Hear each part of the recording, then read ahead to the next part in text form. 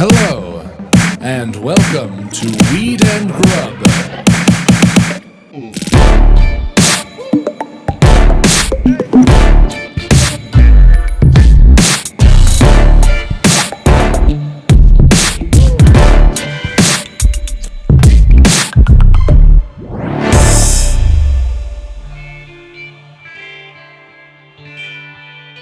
What do you do with those scissors? You're holding them. Are you feeling menaced? Menaced by scissors? Menaced by my scissor grip? Yeah. Well, I'm not trying to be nefarious with these scissors today, Mike, because we're here to do a really fun thing. Oh, okay. Then quit swinging them at me. Oh, okay. Sorry. Well, you have a knife over there. You can brandish that. It's a tiny little box cutter. Yeah, wait. Here, you ready? Do you feel emasculated? Totally. Yeah, I'm short and... Yeah. You got a little short, little stubby one. In this case, it definitely is the size. And that's interesting, too, because when we custom made our Prism bongs for each other to switch, the boxes arrived, and the first thing you said to me was, "Oh, my box is bigger than yours." It is. It's a lot longer and bigger, so this is appropriate. This is so exciting. So we got these beautiful 3D custom bongs that we secretly designed for each other, and we don't know what they look like. So the cool thing is you go on their model builder, and then you can pick every single piece of your water pipes and custom make them for you or for somebody to point scissors at you as a gift. For someone you love. Come on, for Mike. someone you love. I don't want to, And yeah, it's so cool because when you go in, you choose the beaker and the downstem and the mouthpiece and the percolator and all that kind of stuff. And you can put together like super elaborate bongs with multiple pieces, or you can go kind of simple. And so I'm really interested to see what we each went with because I had a really hard time designing this for you. I'm so excited for you to open yours because, well, I'll tell you the story once you see it. That's okay, right. Wait, don't dox me either. I just realized our addresses are on these. No, it's just your address, not mine. Oh, that's right. Don't tell anyone where I live. How did I become our P.O. box? I don't know. We need to probably get a real P.O. box, although they're kind of expensive, I think. I don't know. I've been giving out my address in our DMs, I think, like dozens of times at this point. I don't think it matters Your phone number is all over LA with those lost yak flyers. Oh, yeah. That was one of the first things that I learned about you was that you like to play elaborate public pranks. Yes, I do. Yeah. Yeah. I actually just put that in a packet for Fallon. And I didn't get the job. Someone really talented did. But I was really happy to be like, yo, check this out, Fallon. Wouldn't it be fun if you put lost yak flyers all over New York and strangers called and texted in, you played them on the air? Uh-huh. Wouldn't that be a fun thing? Did he take the idea? I hope he doesn't, but I'm so glad to say about it on here. Yeah. Because did you see... Time stamped. I've just opened mine and I've already winner chicken dinner. I don't know if this was part of your design, but I got 2 Sour Punch candies and some Twizzlers. Thank you. That's awesome. Oh, and the thing that says thank you. And then there is this lovely little card. Congrats on your new Prism piece and welcome to the Prism fam. Look at this. Well packaged. Okay. That's great. I love a well packaged. Ooh. We're going to have to dial all this squeaking down. Is there a million basketball players playing right now? That's what it sounds like. It's like, it oh my also God. reminds me of that thing that you posted on our story with the McDonald's bags, which was so wild. We're at the mouthpiece. Okay. Or no, are we at the bowl? The bowl. Mine is a beautiful, I'm going to call this wait. sage. Okay, so yours is like what is that, periwinkle? Periwinkle. Ooh, and I love it because it has a deep well for a bunch of flour and a little pull. Periwinkle. Nice touch. All right. Good. I love this that you chose this for me because one of my favorite things is milk glass. Oh, shit. This is awesome. Are you shitting me? I'm so excited for you to, I'm just going to hold off. You're going to hold? I'm going. Yeah. Yo, this is fucking gorgeous. Yes. Are you shitting me? I'm not shitting you. Look at how beautiful that thing is. That chamber inside the beaker. So for anyone who's just listening, if anyone is just listening to this, it's Mary Jane, this is gorgeous. Yeah. It's Holy I had shit. such a hard time designing for you because of all of the different components that are available, and I felt like overwhelmed by choices. And so finally I just hopped on their IG and I saw this exact piece on their Instagram and I was like, that's the one. So I copied someone else's design for you. This is amazing. It's exactly what I'm into.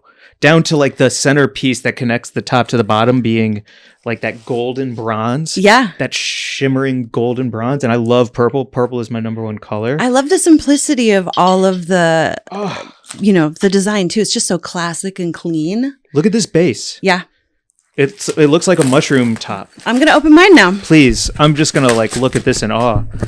Damn, thank you so much. Yo, go to Prism, Weed and Grub 10 for 10% off your Prism bong. Weed and Grub 10. Okay, I can already see the colors of this are beautiful.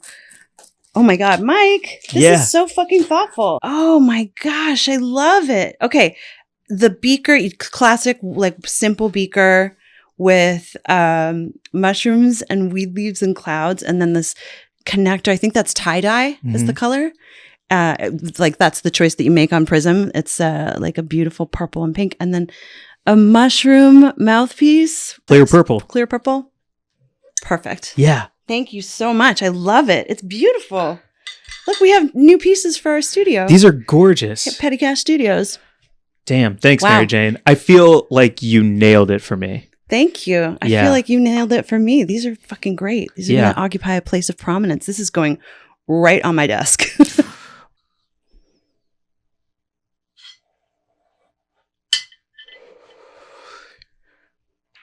You're a champion. Damn. Thank you so much, Mary Jane. Yeah. Thank you, Mike. And thank you, Prism. These are amazing. Go beautiful. To Prism, waterpipes.com. Use code Weed and Grub 10 for 10% off. Make a pipe for yourself. Treat yourself well. Get a piece.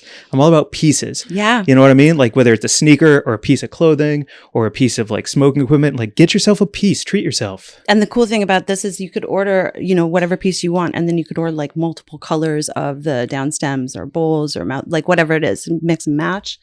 It's fucking cool. Well, that's a good way to start the day. Yeah. Thanks, everyone. Thanks. Bye. I was doing a stand-up show and it was in Edinburgh and people in the crowd, I was doing well. People were laughing, like the job details. But instead of laughing, some motherfuckers kept snapping at jokes. And it was driving me fucking crazy because it's not like they weren't having a good time, but you don't snap at comedy. That is an inappropriate sound situation. You feel like that's reserved for like beatniks, jazz clubs, you know? Yes, except when I brought it up to you previously, you made a very good point that made me rethink my position. Did I talk about misophonia? Yes. And like the auditory sort of like assault that clapping can be for some people? Yeah. Cool. Yeah. And so I learned about that. But then I thought, like, fuck you. What if I'm in an arena? Like, are you not going to, like, what if I'm performing in an arena? Am I going to ask everyone to snap because of some kind of sound disorder? It's like snapping is never going to replace clapping. I hope not. It's just like I feel like especially in a small space sometimes, you know, that auditory assault, especially if like you're really stoned, it can be a lot, you know? Clapping? Yeah. Do you know about how the deaf community claps? Their applause is that they like just move their hands rapidly. Like really? They do this. And I've always really liked that. That would make me think I was bombing. If everyone was waving their hands at you? Yeah. Yeah, right. Yeah. Maybe not great for comedy. Maybe not great for comedy. but also good to learn a little bit of sign language. Yeah, I believe that I'm right. I hope I'm not making up a lie. How would you feel if you were on stage and you got snapped with? Oh, I mean, I get snapped at every day, Mike, to be honest. Walking down the street, people snap at me. Come on. Yeah. No, I would feel construction workers fine about it. Yeah. Yeah, they're real snappers, that bunch, those construction workers that just won't give it up. No, I think I don't know. I wouldn't be offended if people snapped at me. You're just saying like it doesn't your for your rhythm, like the way you need people to like vibe with your comedy, snapping does not work for you. The contract is if I do my job and people do their job, then that means laughter and swirl is happening. We're in a agreement together. And if you have a really weird laugh, stay home. Oh, because that ruins it.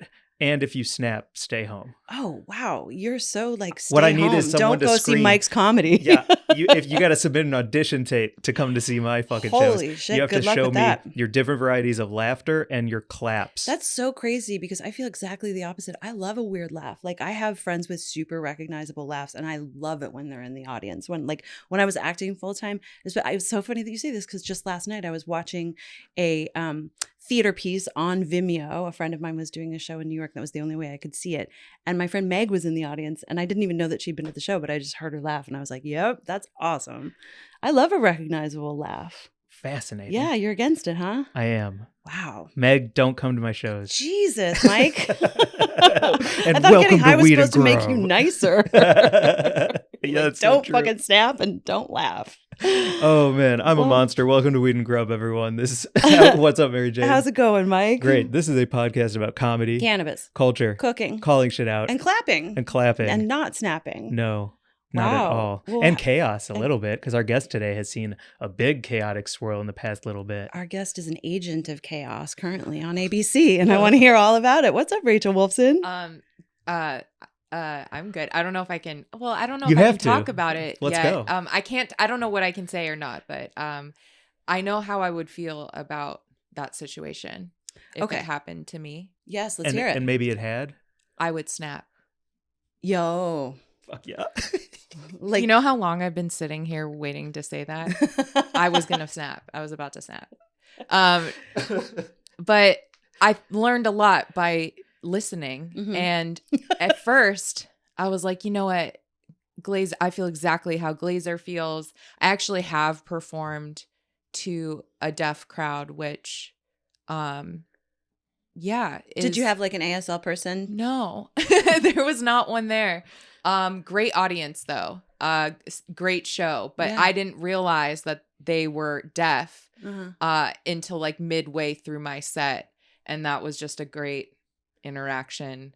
Wait, It you were- was for me. I don't know if it was for them. But wait, you were booked to perform a comedy show for a It deaf wasn't a deaf audience? show. It was at a dispensary, and it was in Palm Desert, and some of the customers, I think there was like 2 or 3, they were deaf, and they were also there for the comedy show, and I was like, thank you for supporting live comedy. And yeah, it was great. It was a good time. Wow. Yeah, I That's was totally awesome. hitting on him.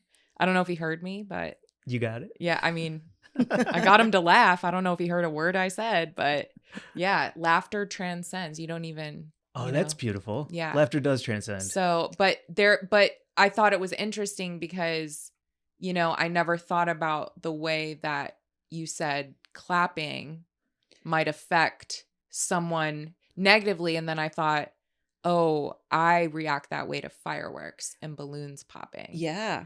So I definitely have sympathy for people who may not, who may find that sound triggering. Yeah, I was just reading about how some classical musicians, and I actually experienced this with a friend of mine who's a classical pianist, they truly cannot tolerate certain sound. Like it's a physical pain for them. And my friend Edward, who's an amazing pianist, came and saw a show that I was in and walked out because of the sound design. It was too much for him. No shit. And I was so sort of like hurt and offended by that. But then I came to understand that he was like, no, I literally couldn't stay because it was too much. Yeah. I can totally relate to that. Also, to speak on, I love seeing ASL sign languagers at comedy shows. Yeah. And they're becoming rock stars themselves. If you've seen some of them at the concerts, and some, you know, different artists Like are signing using Lizzo them. and shit. Oh my God. Ah. I like watching the I don't know what is it, an ASL interpret. I don't know Mhm. what the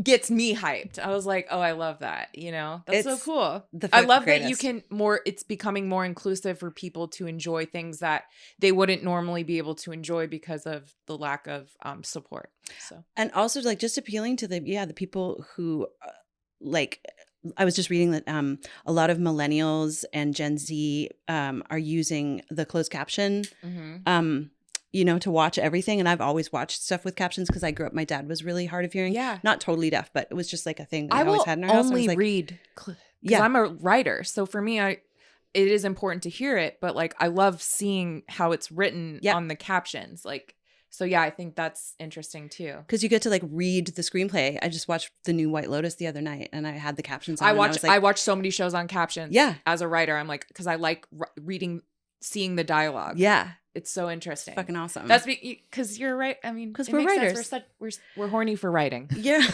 I mean, your evolution. So the first time. Oh, can I just say, I was sitting on the couch yesterday and I was like, you know, one, I'm so proud of you guys and how relentless you've been with this podcast, because I think I was one of your first guests, if not the first guest. Uh-huh. And I was like, Matt, just so you know, I was the first guest on this podcast, and this podcast has been to South by Southwest. It has been all over, I think, the world now. Have you guys taken it to? We're working on the world. Yeah, but like you guys have gone all over the country, are in some of the biggest magazines, have been written up by Forbes. And I was like, see, that's what happens when you have me on your podcast. It's all me. No, I'm just kidding. So I want to throw you guys some flowers. I'm so stoked for you guys. Thank This you. is a great podcast. And hell yeah, I'm happy to be here. Thanks, Rachel. That means so much. You were one of our first guests at my apartment in Yes. East Hollywood. Yes. And you rolled up something in a paper that was it a $100 bill? It was like these papers that I had gotten that were like, I was like, who knows how poisonous this ink is, but it is so cool. It is cool. This was before regulation. We had such a good time. I was like, it says $100, but these cost $5. So that's concerning. But still, it's a good party favor. Yeah. Hell yes. yeah. And since then, I mean, We've all come pretty far, eh? Does there's anyone want? so much has happened. I'm good. Thank you. I'm going to to wait. smoke out of this Prism yeah. bong the I whole love time. it. Yeah. I thought you said prison. but Prism. Prism. Prism Prism. bong. At first, I was like, wow. Like a rainbow. I was like, first off, there's something wrong with prison bongs. Yeah. You know what I mean? Yeah. But I Unless, do think especially they if you're Tommy exist. Chong, right? But I bet they exist. Oh, yeah, that's right. He went to prison. Yeah. That's right. But anyways, Yeah. No, I Prism. like Prism bong. Yeah. Fuck, Fun. that was so crazy. Yeah. Fucking time for a bong. Yeah. Do you feel like you're blowing up? I feel like I'm blowing smoke. Word. Yeah. Nice. I don't know. What is blowing up? Like Dreams coming true. I Being think on is blowing Family up. Feud. I mean, knowing what Steve Harvey smells like, which is what sex should smell like. Ooh. Whoa. Just a fun fact. Hot. Yeah, I was Hot. like, when I smelled him, I was like, oh, okay, this is what it should be like after love making. He is one of my heroes. We've gotten in fights about me trying to Oh. explain how amazing he is at comedy and what a legend he is in the industry. Legend. You know, I feel like I am I'm ascending in a way, like I'm not going backwards, I'm just going forward. I don't know what that means. I feel like we're all going forward in Yeah, time. yeah. But I feel like in terms of my career, I'm going forward. Yeah, you're not spinning your wheels. No. Everything you do is moving you to the next thing. Yeah, I think yeah, I'm climbing the mountain, you know? So, I mean, let's get into it because when you were on the pod, back in our early days when we recorded at my East Hollywood apartment, Yeah, where the Russian neighbor goes, shut up. you were doing so much you were making memes, you were Mhm. like hardcore influencer, and you were kind of starting out on your comedy journey. Yeah. Yeah. Yes. And that has led to, I mean, come on, like you got You to broke through mainstream. I want to give you flowers. Yeah. Congratulations Thank on you. going from weed influencer, one of the first weed influencers, to breaking through the Thank mainstream, you. holding on to the roots, but growing beyond weed itself. It's Yeah. fucking cool. So Thank flowers back you. to you. What a good Thank way to you. say it, Mike, because you've never left the community behind. Like you've no. always wrapped it into what you do and who you are and who you rep. Yeah. Well, thank you both. I love and respect both of you, and in comedy, cannabis, writing, and everything you guys are doing. So the respect and admiration is mutual. And two, I think a big thing for me has always been authenticity. And one thing, you can ask anyone who knows me from any aspect of my life, college, middle school, up until now, it's like where Rachel is, there's the weed, Mhm. not too far behind. But yeah, I will never leave behind the weed community. I'll always respect cannabis. I will always support cannabis. And that's always been something that will, I think, be a part of me. Have you like bumped up against it at all as you've like gone on to the sort of like life where now you have representation and sort of more mainstream facing stuff? Like, have you had an agent or a manager or anyone suggest to you that you like distance yourself from it at all? Only the wrong ones, I Yeah. would say. Only Yeah. the people who don't see the value, don't believe in what I'm selling or what I'm about. So I think some people have an opinion about it. My thing has always been, certain people from all walks of life have had opinions about, my promotion of weed, incorporating it into my pictures, the content I make, the jokes I write, a persona I live online. But for me, it's always been like, it's never hurt me. And look at some of the most successful people, Tommy Chong, some of the biggest comedians right in the world. Look at Joe Rogan, smoked a blunt with Elon Musk. That's where we are. And regardless of how you feel about them politically or culturally, the fact that the biggest podcaster in the world is with one of the richest man in the world smoking a blunt on one of the, biggest podcasts, that tells you where we're at, I think. And what cannabis does and how it can affect someone's career. It's not the cannabis that's affecting the career, it's the person. And that, and that's with anything, right? Snapping. It has always been kind of I think when people talk about pigeonholing, I've in the back of my mind, there's always been a voice what's like, oh yeah, I don't want to be just seen as a weed person, because one, that's not a negative thing, but for me, I am not just a weed person. It is a part of me. It's a part of my life. I'm proud of it, but it's just an eighth of my personality. That's what I say. Hey. Love it. Love it. Do you have a lighter? Thank you. Here we go. I'm gonna dive into this Prism bong. Here, you might want this one, but that is the one. Oh, here we go. I don't want you Light to set spot. yourself on fire. So that would be hilarious. You were in Jackass. Yes. Speaking I of was. lighting myself on fire. Good transition. As Mike does his bong Nice. rip. Yeah. Don't light yourself on Bong fire. rip to that. How did let's hear it. How did this come about? Okay. So basically, as you know, like I've been posting online for years. I started stand up in 2016. I've been, working in weed, gosh, I don't know, since maybe like 2014 or so, and maybe 2015, and started stand up in 2016. Probably pretty quickly when I started stand up, I started getting taken on the road. Like Felipe Esparza started taking me on the road. I all the while was working on my stand-up, being at the mics every night, posting memes. One day I get booked on a show at the Laugh Factory. I had a good set. I think they posted my clip in 2018 or so. And then it was around 2019 that when they they posted my clip, and I think it was like 2018, or I don't know when exactly. Could be 2019. What is time? Either way, they posted one of my clips. It was my OJ Simpson joke. I got like 15,000 followers. It got millions of views. And I started noticing that like bigger followers had, like more famous people had been following me, bigger comedians, whatever. We got to hear the joke too. We can play it. I don't. It's better to see it than. Can we shout out your mom for it? Yeah. We'll shout out. It's about my mom. Yeah. There we go. Who is famously O.J. Simpson's judge for his robbery case that happened in Las Vegas. Mm-hmm. So, So that joke went. I don't know, viral, but it did really well. And short story long, it was spring of 2019. I get a message. And by the way, for a while, I'd noticed like Johnny Knoxville had started liking a bunch of my posts. Like it was like, I only posted jokes. A lot of it was like dick jokes, butt joke, like very Jackass humor. I've always Funny been shit. like a 10-year-old boy, humor wise. Yeah. And so, and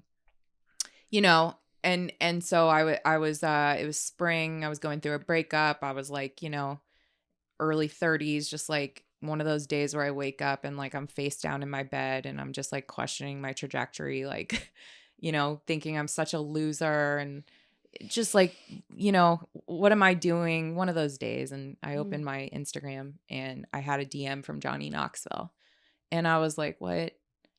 And I read it and it was like, hey, what's your number? I want to call you. I want to ask you about a project or something to see if you're like interested in something. And I was like, am I being pranked? Right. Like what? Yeah. And so did you have any thought for a moment that it might be like a I don't know, like nefarious intentions rather than like work related, or did it just seem like it was going to be cool right away? The reason why I didn't is because the DM came through in like business hours. Yeah. Wow, what a For great sure. call. Yeah. It wasn't like it Yeah. was like too early to be creepy. You know? Yeah. That's Like it was awesome. like Before he's noon. only, like I don't even think I've had my cup of coffee. Like I just feel like so I love that. yeah, it was like business hours, and so I gave him my number and he calls me, and I'm on the phone with Johnny Knoxville, and he explains to me that it's the 20th anniversary since Jackass came out, and you know, they want to know if I want to come, you know, work on this like anniversary special. And again, I didn't know what they meant by like come, you know, if this is something I would be interested in. But all I was thinking was like, oh my God, I hope it's Jackass, like whatever it is. And I just said, yeah, I'm down to meet with you guys. So I go in for a meeting like a couple weeks later with him and Jeff Tremaine. It's just the three of us. And I'm like, just waiting for like something to explode, you know? Like, I'm just like the whole time I'm like, I just can't believe that any of this is happening. Right, the chair sends you through the ceiling or I'm something. just like on edge, just like, you know, just worried about my butthole the whole time, you know, just like anything we would all be concerned about. Mhm. And the meeting lasted 5 minutes. It was the quickest meeting. It was just like, hey, we're shooting, you know, the 4th installment.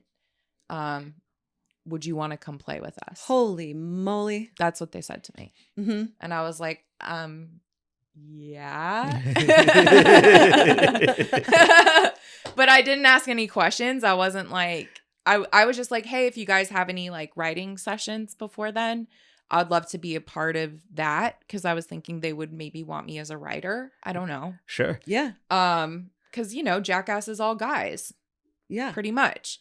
So that was spring, and we were supposed to shoot late summer, and then it got pushed back to December. This is December 2019. So I show up to set. We had a cast dinner before this, by the way. And so I was there, and it was a bunch of people. It was like all, it was pretty much like Spike Jonze, Wee Man, I think Knoxville was there. The executive producers, Tremaine, was there, and a bunch of us new cast members. Poopsie, etc. Poopies was there. They had Courtney and Natalie were there. And Zach was there. So it was like we didn't know the new none of us had any idea what was going on. I didn't even know that there was going to be a new cast. I didn't even know. So we're all just kind of like feeling it out, but like it was a good dinner. And so hold, please. This is a food and weed podcast. yeah. Are we talking manicotti? By the way, Are we Spike talking- Jonze. Yeah. Yeah. Okay, dinner with Spike Jonze. That's Come on. It was in Ventura, is that French restaurant, Le Petit. Trois? No. It's at Ventura. It's right across from Steamer Cleaner. Shout out to Ariana Basseri. Heck yeah, friend of the show. It's if you pull It's it her up. birthday today. Is it? That's Happy so crazy. birthday to her. Happy Yeah. birthday. really? Yeah. Wild. If you pull it up, it's on Ventura. I could tell you, it was that restaurant. It was really good. It was just like Ventura Jackass dinner. it's not gonna be in. Have you used Google before, Mike? It's not gonna be in. It's not news. This is the first time anyone would know. That would be terrifying if Google actually worked I like think that. it's like we have pictures, just yeah. Google French restaurant Ventura, Sherman Oaks. Bet. Okay. But it's Le Petit Cafe. yeah, I think it's that or Great. something. Well, it's good food, yeah. Yeah, it was French. It's like it's like French steak, you know, or like a French restaurant. Mm-hmm. So then we show up for a test shoot. And again, I don't even know what a test shoot is. I've never booked a movie before. I've never been on a real. Mm-hmm. And I show up. It's the first day. It's everyone. It's like Steve-O, Wee Man, Pontius, Knoxville, Spike, The whole gang. the whole gang. Wow. I'm on a Jackass set. And again, like I'm just like, what is going on? Yeah. But I was coming from a place of like, I'm just down. So whatever they ask, you know?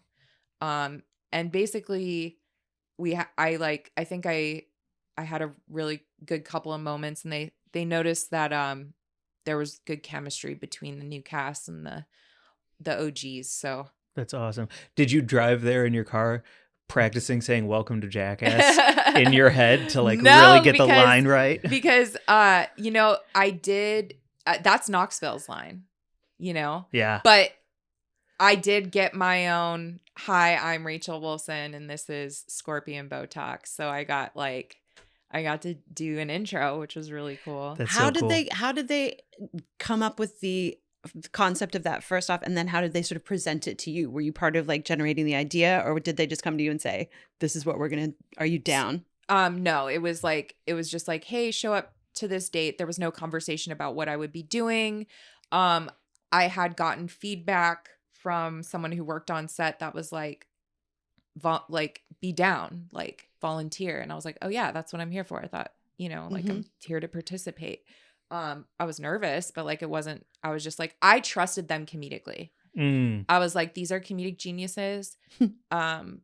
You know, and we'll just figure it out. So it wasn't until, so that was just the test shoot, but like they kept having me come back, which is a good sign. They like you. And then like we shot one more day, which was the actual like first day, not test shoot, but like a real shoot day. And that was March. And then they shut down because of COVID. Fuck. So for a while Man. there, I'm thinking I'm filming a movie, you know, this is like huge.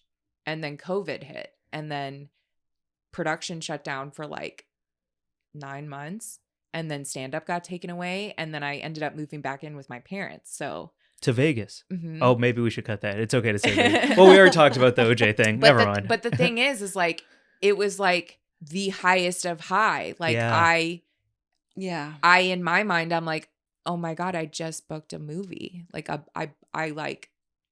I'm working with Spike Jonze, my first movie. Like, what the fuck? What the fuck? It's happening. Yeah. Yeah. I don't even know if I'm going to get a call back. Wow. Wild.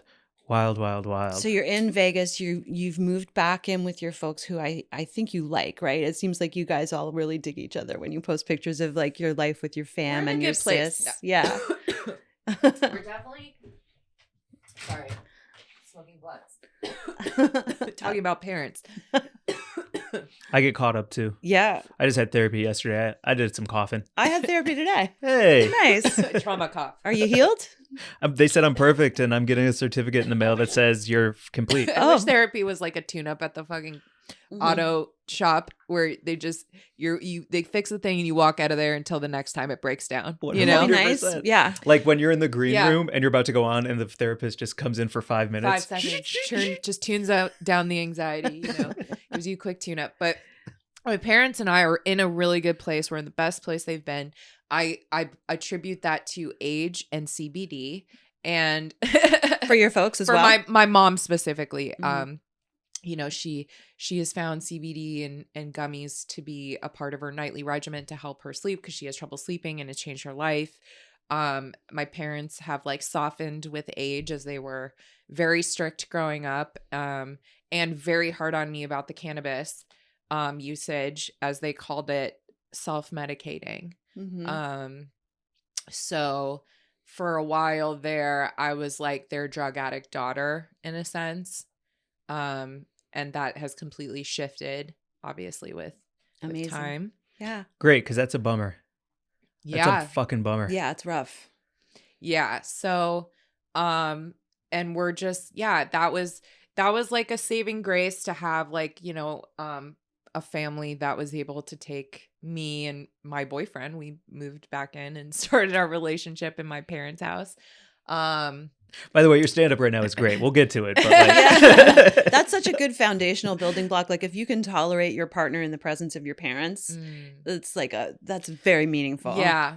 So, you know, then when I move in with them, you know, I'm not I left my home. I left their house when I was 17, and I got sent to a lockdown in Utah, and then I moved away ever since. So I haven't lived with them since I was 17 years old. And here I am at 33 at this point, you know, moving back in, and here we are as adults. We're, you know, essentially the parent dynamic has shifted, and we're more friends and roommates, you know. So I I think that's a really hard transition too. Yeah. Especially for parents to make, because they saw you since before you were born, right? Mhm. So props to your parents too for like Yeah. transitioning into like seeing you as a person. Oh, I'm very, very like proud of them and just like how they have fully transitioned to like supporting me and really just, coming around, I guess. Yeah.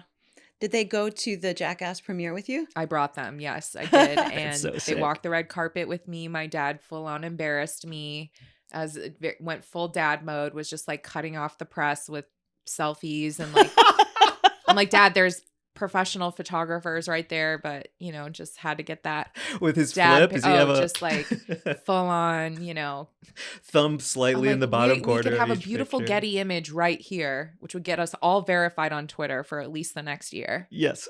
Or we could just have the picture with your arm in it.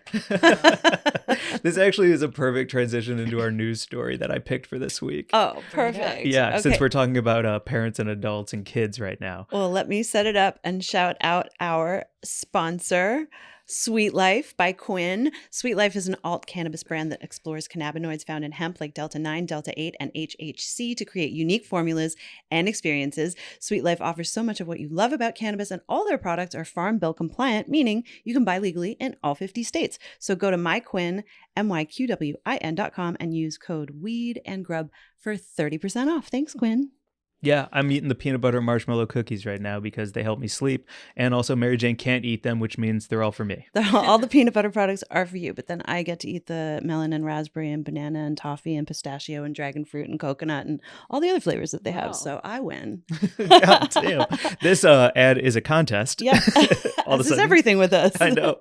30% off. This is our news story from the Grub Gazette. What do you got this week? This one's from High Times. Okay. Written by A.J. Harrington. Okay. And it's Nazca, human sacrifice victim, used psychedelics before death. Whoa. So they just found the remains of this Nazca child. Mm-hmm. And let me How do you pull spell Nazca? Nazca. Okay. Sounds like a weed brand. I need, yeah. Be a good weed. Well, they sacrifice children, so maybe so. Maybe so. Okay. So researchers found this Nazca ritual site in Peru, dug it up, found a child sacrifice, pulled one of the hairs from the head of that child, and then it turns out that within that hair they found psychedelics. So before the kid was sacrificed, they gave it psychedelics, or it took mescaline specifically Wild. for the ritual. What a rotten time. And this is why psychedelics should be legal. Yes. Yes. I'm saying. Oh. That's so interesting. Yeah.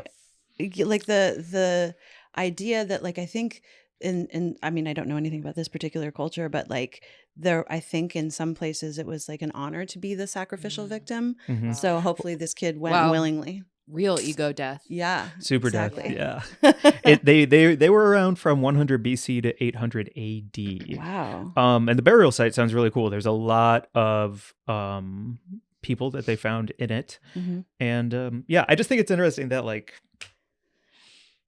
Psychedelics and death. psychedelics and death are continually tied together, whether it's 100 BC or whether it's 2024 today. I mean, it's the thing that's helped me process any kind of deaths in my life the most. It's been like a big dose of mushrooms and understanding that everything is connected. Yeah. That really helps me. Isn't it like right before you die, your brain releases a chemical that's very similar to DMT? Mm-hmm. Yeah. I've never tried DMT, but that's on my list as well. But I just like, I don't know, like I wouldn't want to be a part of a human sacrifice. Like, and also I've never sure? been invited. But I We could just arrange it. like, Well, I mean, I You just know? don't think you should knock things till you try them. Yeah. Thank you. Because it like honestly depends on the human. Yeah. Like on the human being sacrificed and the Mhm. one doing the sacrificing. Yeah. Yeah. And what is it for? I think that's the I thing think that you're just they'll being never know. Yeah. And so I also want to shout out Rainer Bussman, the professor at the Department of Ethnobiology at the Institute of Botany at Ilia State University in Tbilisi, Georgia. Yo, Whoa. your That's business not card even is a real long. school. What a fucking mouthful. Sorry, bro. Like we're gonna have to see the credit I think station. Ethnobotany, though, that is like straight up one of the coolest jobs in the world. That's what I was going to ask, I if have you a know what friend it who's is. I have a friend who's an ethnobotanist. Shout out Nate. I didn't understand what it was when I met him, and he had to like really explain it to me. But he basically travels the world looking at plants and how they interact with cultures, and he specifically had a focus on Oh, psychedelics that's so cool. in tribal communities. And he had spent a lot of time in South America working with various groups of people who use psychedelics as part of their rituals. But it's like, it's the combination of, it's the intersection of like plants and culture, basically. Damn. Ethnobotany. That's I really believe. weird. I don't know. Maybe producer Mark can tell me if I'm wrong. No. I always look at the door to see if like Mark's got a correction. If you want to learn more about this news story, go to the Journal of Archaeology Science, December 2022 issue.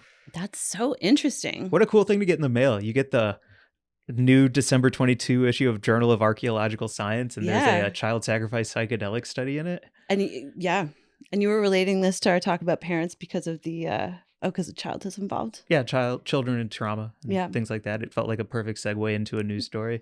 Awesome. So I'm glad your parents didn't sacrifice you. Yeah. Rachel. They kind Maybe of they did. Yeah. True. I feel like everyone hated my news story. I liked it. What? No. I feel like everyone got awkward because it's about killing I a mean, kid. we are here to sacrifice you. Oh shit. I'm just kidding. Yeah. No, truly. I was like, I didn't kid personally killing. hate it. I thought it was interesting. I do too. Yeah, I think. Oh, you just think I hate it? Do you hate it? No, I I think love in it. American culture, we sacrifice children on pharmaceuticals, and that's our way of doing it. It's Mhm. just more of a slow process. Yeah. I was never on anything growing up, but I always thought that I always look back when I do with the idea of like, I wonder if I was on a pill or two, things would have been different in a good way. But I don't Mm. know. I just don't have the right answer, of course. Dude, But you weren't medicated. I was not, except for was- weed. I was like a fucking drug dealer when I was a kid. Like the power I held with the Adderall prescriptions that I had, and I just didn't even realize, like, I could have been the coolest kid in middle school, and I did not take advantage because I actually took my medication. Oh. So, but yeah. Did they help? I don't know. I mean, Yeah. I don't know. I honestly, like, I feel like it's like I've blacked out a lot of my childhood because I was on serious, like, tranquilizers, ADHD medications, all that stuff.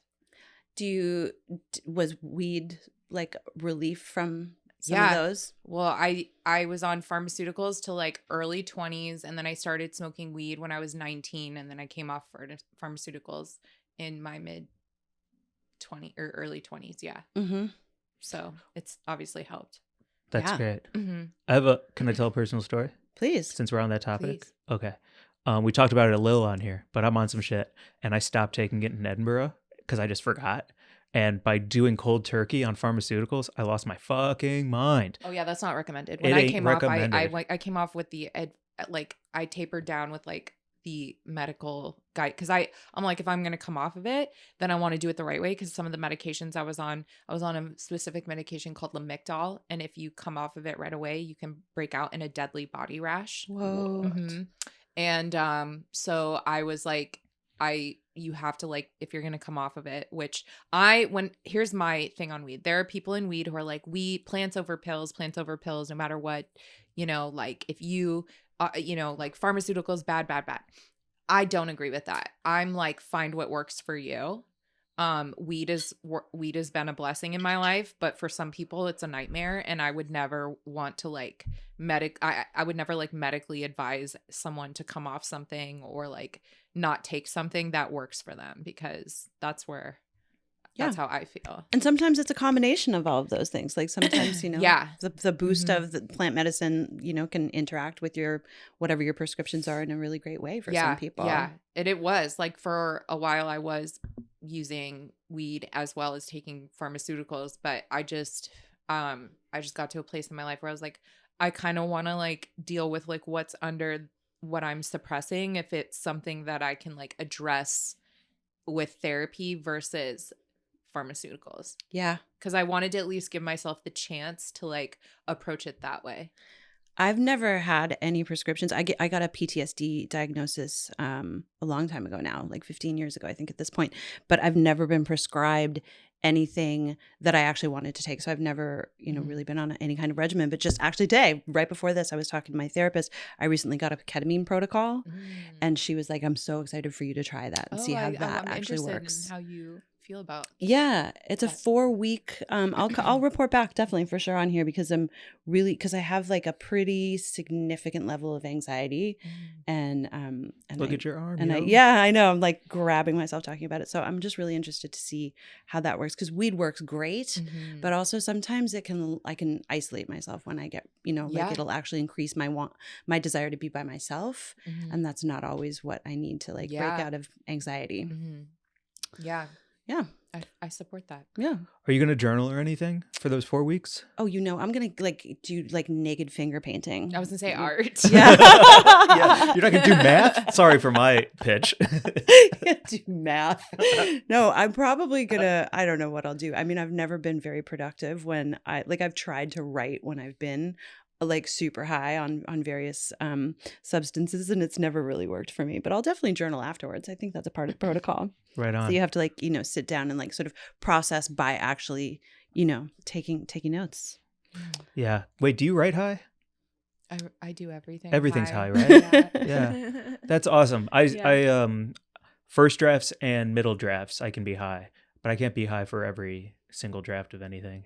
Because I need alt perspective. Write high, edit sober. Is that what it is? I mean, that's what I don't really write high who's either. The guy, someone was like drink, write drunk, edit sober, or so, it was like something. It's something similar. There's like a famous Hemingway. I'm gonna say someone said something. Ernest Hang Hemingway. out, eat a snack. Yeah. Think about it. Yep. Don't actually write it. Instead, play more Candy Crush. Is that the saying? Maybe so. I'm doing a thing right now where I'm taking a storytelling class, and instead of actually writing, and I wanted to talk to you about how you do your comedy because this is something that I've seen you do for your work is that you'll just write down like a key word. Yeah. For like all of your bits, and in telling these stories, instead of like writing out a script, which I would normally do if I'm like getting on stage as an actor, I'm just writing down the key words for the parts of my story, and it's been really cool, and it's unlocked kind of like a new way for me to tell stories. So what's your process, Rachel?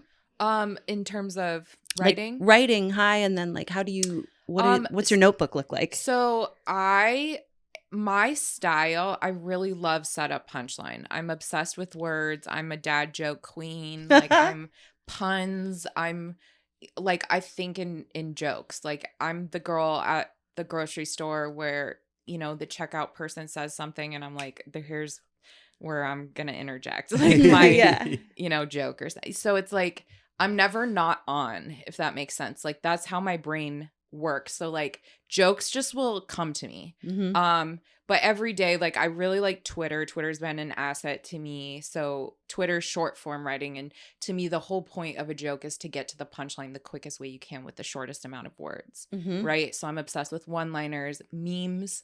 Memes really helped me with writing, which I didn't realize for years before I got into stand-up. I was writing short form joke writing. And so for me, I get on Twitter every day and kind of use that as a tool, and like I'll gauge based off like my reaction on there, and we'll try to incorporate that. I also like to just go to open mics and just riff. Yeah. I like to, or like I have premises for days written down in my phone about things that I want to talk about. There's things in my life that like are really heavy and dark that like there will be a level that I'll get to in my comedy where I'll be able to make that funny. So that's like the ultimate goal. But for right now, it's just like, jokes about anything and everything. And hopefully, I can find the things that happened to me in my life and make them funny or find the funny in it. Yeah. So, I just write every day. But yeah. Are your boyfriend's a comedian? Yeah. Do you guys work on stuff together at home? Yeah. You do? Yeah. His process, like he listens to his stand-up religiously. He very much like, he's been doing it for 15 years. He's like a comedy ninja, very much a nerd, like and it's good because I kind of have like a built-in mentor, and, he'll watch me on stage and he'll be like, oh, you reached a new level tonight. Like this, like, so I get really good constant feedback. And he's just like really, like he's really good with jokes as well. So it's like, it's just like really good to have that in my life. That's awesome. Yeah. I feel like I've seen some other like comedy mentors come through too, like you and Joey. Yeah, Diaz. Uncle Joey is you know, been you know, like supportive of me very early on in my stand up. I got to open for Christina P recently, and she's so cool, and like, yeah, just it's really important to have mentors in this and people to remind you that you know, you're going through a very human experience in this comedy journey, and you got to take care of your mind, because ultimately that's what's going to make you a better performer, because Fuck yeah. you Go got to off. put yourself first. And What's happening next for you? I mean, you know, I don't know how much I can talk about what I'm working on, so I can't really mention it, but I am a part of a new show coming out. I'm very stoked about it. Would it be correct to call you an agent of chaos in this? Yeah, you can definitely, I guess you could refer to me as that. I would consider myself that. But I'm having the best time. I really am finding my groove. I really love pranks. I love pranking people.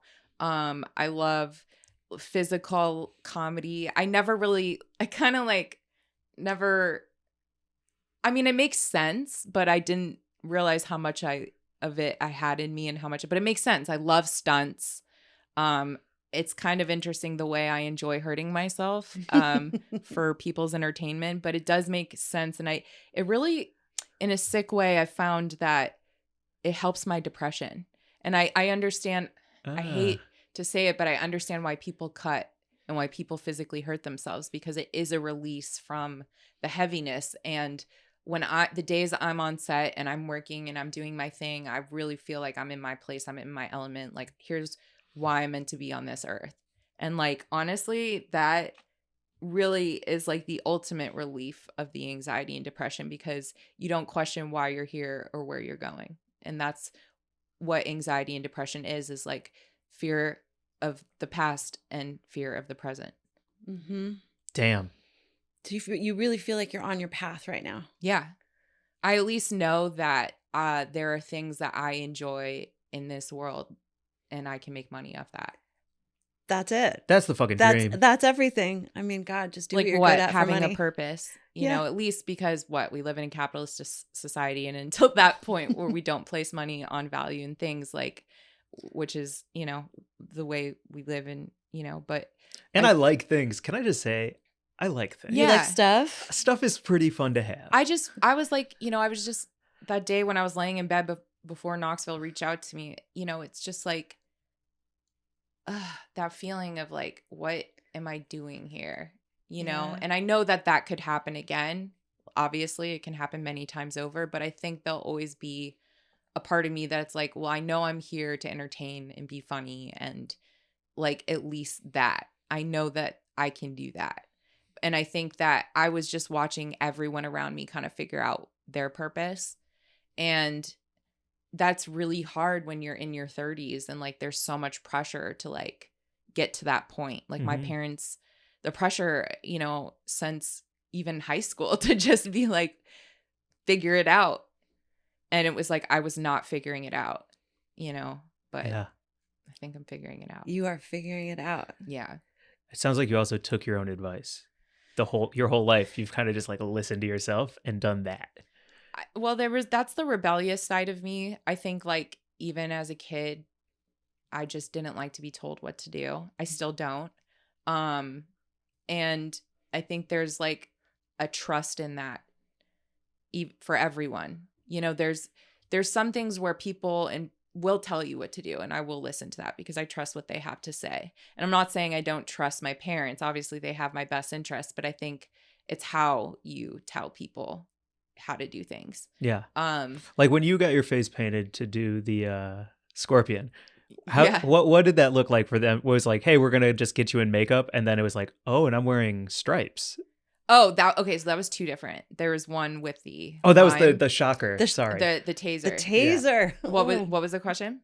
What was that like to like not know what was about to happen, but be like, okay, hey, put this on? So they called me before the scorpion bit and the taser bit, and they asked me if I would be down. But initially, they asked if I would get bit in the face by the snake, what Poopies did, and I said yes.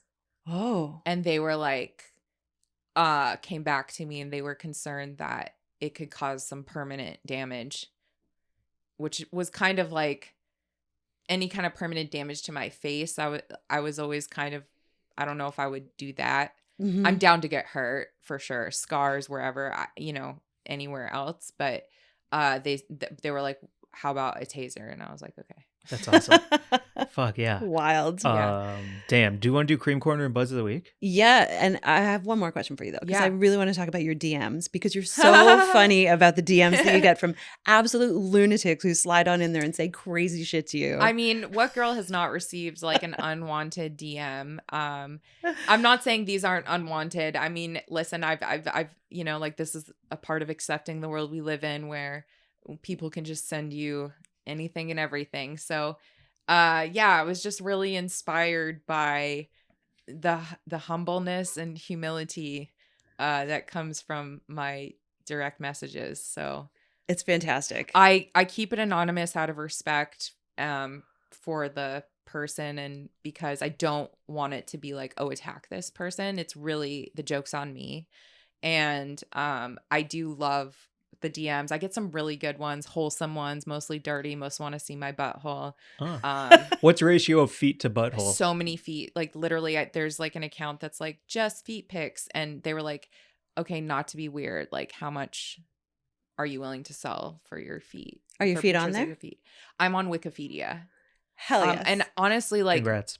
yeah, listen, before, if you ever book a movie or a TV show and like stuff's about to pop off, don't just worry about anything racist or sexist you might have from your past. Go through your feet pictures. Like, I wasn't even thinking like go down and like look at like, because I lived in Florida. That's just feet pic central for these people. Sandals at weddings. I'm telling, just bare feet like all day, every day. And so, yeah, I'm on Wikipedia now and I have a pretty high rating and I'm pretty proud of that. So yeah, it's a step. got to cleanse that foot Yeah. timeline. Yeah. Yeah. I'm on Buttholepedia. Yeah. So yeah, that's Good really for cool. you. Look at Yeah, us. yeah. Nice. What's our cream corner this week, Mike? Well, I had a couple of things I wanted to shout out because it's Thanksgiving time. Yeah. We got a DM that said, yo, I want to grind up those SUMo snacks and use them in my Thanksgiving food. And so I started thinking about all the ways you could do a Thanksgiving meal. So that's my creamy corner. Your creamy corner is with SUMo Snacks? Yeah, because like ultimately you could take something spicy like a chili limon and put it on top of mashed potatoes with a little bit of butter. Yep. You could take, which ones The are the salsa? snazzolos, the spicy onion snazzolos. Spicy onion snazzolos. Top some green bean casserole with these babies. That's what I'm saying. Friend of the pod, Smoke Sip Savor, our friend Rachel Burkons, just did a cheese ball where she covered a whole cheese ball with a powdered sumo that looked Ooh. freaking delicious You that could I put really those want in to the try. stuffing. Oh, hell yes. Oh, that would be really good. Stuffing is the best part of Thanksgiving also, by the way. And then I want a 7-layer dip with the salsa verde babies. If you were going to yes. a party, would you bring it? What would you bring to a Thanksgiving dinner? Are you bringing a dip, an app, drinks? Charcuterie. I'm going to Charcuterie? bring a bunch of different joints with the strain marked on the crutch I love that. for everyone. And then I'm going to bring, wait, what was the question? Like What what's your dish I was gonna go-to? bring? What's your go-to bring? Your shareable. Oh, I love making a green bean casserole. Straight up. And like the I old, love that. like just the basic, the recipe. I was actually reading because it was invented by, I think, someone working for Campbell's Soup, like the official mushroom soup into the green beans recipe was created by Campbell's, and that's it. It's just mushroom soup and green beans and your delicious topping. In my case, it would be sumo. Yeah. Or I always like making those jade dumplings too. Totally. Yeah. Wait, do you think you could use cream of mushroom because it's a soup base? Do you think you could use cream of mushroom soup in ramen and make like some kind of ramen broth in it, because you would have the depth from the mushrooms, and then for like you could sprinkle some sumo on top, like a chili verde or something acidic. That sounds insane, but I'm down. You know what I'm saying? Yum. Yeah. Fuck, those are good. Have you tried the Uncle Snoop's? You can or cannot. It's up to you. Yeah. I want to, but I have to go to a mic and a show, and I normally reserve edibles for like nighttime. Gotcha. And I'm worried I'm just gonna fall asleep. So, but What's they your look food so good. situation? What are you into right We'll now? send and you with some. craving? Dude, I just like, thank you. I love, thank you. I love Uncle Snoop. I've always wanted an uncle. And my food situation, I eat everything. I have a problem with food. And my problem is I can't eat enough. Like I love it. And so I love charcuterie for depression. I found, and I think I read somewhere that like small pieces of food is really good for when you, because like when I'm depressed, I have a hard time like making decisions, and like what to eat can be like a math equation. Right. It takes all day. And so yeah, so like that's like my go-to, because I love like apples, like green apples, and you know, those mini peppers are very crunchy, because I'm a texture person, and like Trader Joe's has the best snacks and dip in my opinion.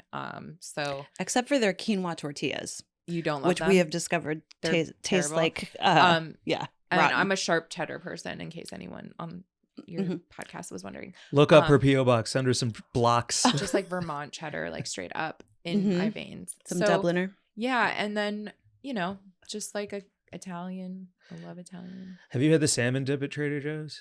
No. Have you had the blue cheese and walnut dip at Trader Joe's? What? No, the Have buffalo. you- I've had the vegan buffalo dip. How's the vegan buffalo? So fire. Really? And they have like also a eggplant like tapenade or some kind of like eggplant. It's not refrigerated, but it's like in a jar that looks like it should be in a salsa jar. So fire. Rachel, I ate a spoonful of it last night straight out of the fucking fridge. I will text you a picture after this to show you the 1/3 left of eggplant tapenade from Trader Joe's in my fridge right now. Wow. Synchronicity, baby. Damn, Yeah. that's real. Eggplant like synchronicity. We're like snack twin flames. That's a cool tarot card. Well, that's a good place for Buds of the Week. Yeah, it is.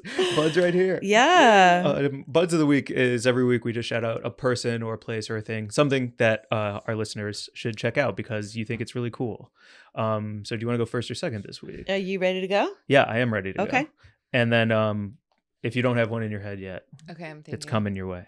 My Bud of the Week this week. Actually, I want them to come on the pod. So this is also kind of a sneaky way. Dante Jordan. Dante _ Jordan. He's a writer.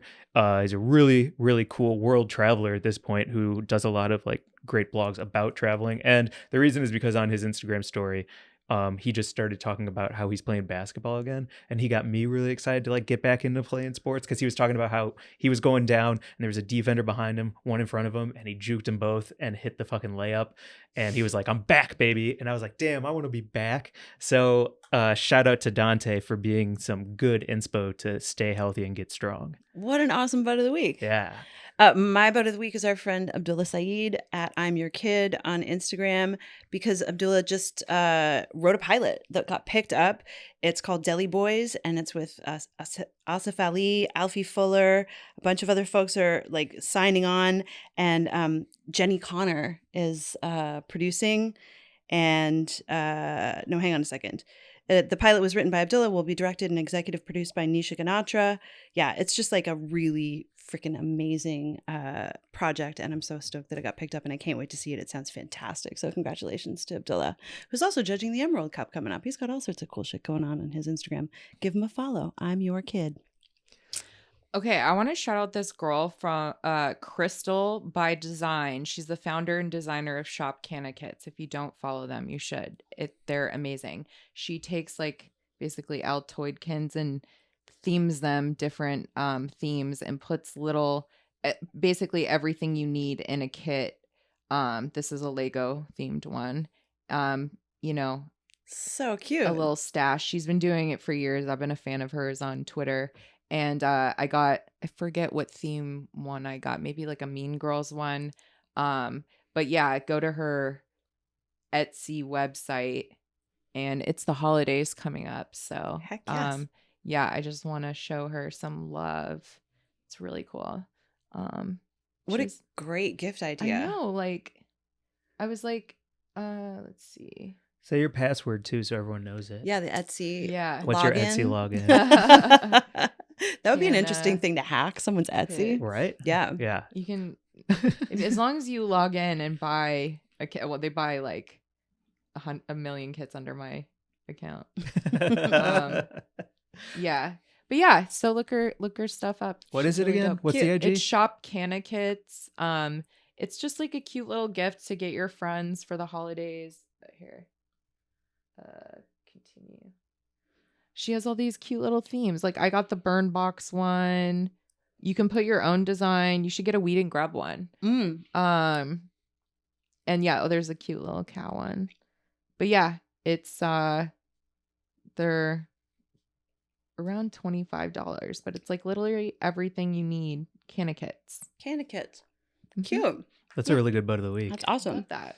I know I'm high because I just like shoved an entire sour candy into my mouth just now and then realized it was a terrible idea. 'Cause we're still Do you recording. have another one? I got some Twizzlers. That's a perfect way to wrap up. Not a good place to wrap. Heck yeah. Oh, what are you? Well, you changed your handle so that it's all the things. So Well, what is your? Where do people find you now? Here's the ASMR. Yeah. That's sorry, Mark. Okay, so Mark's jacking off under the table with that. okay, so he gave a thumbs up. Where am I? I'm everywhere, but mostly on drugs. No, I'm Rachel Wolfson on Instagram. And then on Twitter, Wolfie Comedy, TikTok, Wolfie Comedy, everything else pretty much Wolfie Comedy. And yeah, just like stay perched. That's awesome. I love that. Fuck yes. Stay fucking perched. Follow us at Weed and Grub on Instagram. Email us at wg@weedandgrub.com. Send whisk pics, questions, quotes, pictures of your dogs, all the things. Thanksgiving pics. Thanksgiving pics. Show us your Friendsgiving or your Thanksgiving meals. And we've got some cool stuff coming up pretty soon that we'll be announcing. We're going to be in San Francisco in February. Get your tickets for the SF Sketchfest. Yeah, come to Sketchfest, y'all. San Francisco. Yeah. Anything else, Mike? Yeah, last thing. Send me pictures of or videos of your dogs eating puppuccinos. I'm really enjoying that lately. I've been going to Starbucks every morning just to get out of my house, seeing a lot of dogs eating a lot of puppuccinos. It really brightens the day. So send me puppuccino videos. That's adorable. Puppuccinos are the cutest. And also pup patties. You can get pup patties at a lot of places too. I love a place that caters to a dog. Awesome. Bye, everyone. Bye.